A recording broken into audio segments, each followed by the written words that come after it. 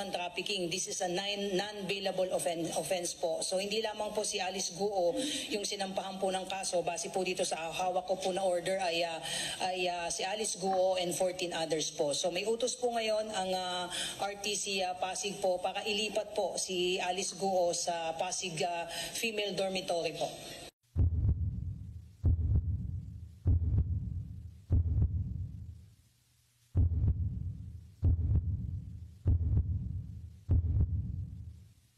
We will honor this court order po. So as soon as matapos po itong arraignment niya po na nakaschedule ay susundin po natin itong order sa atin na na-receive ng PNP yesterday po.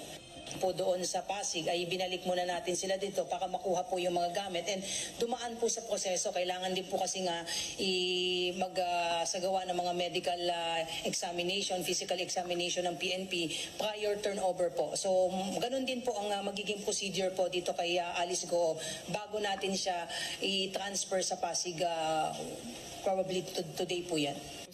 Na si Walter Wonglong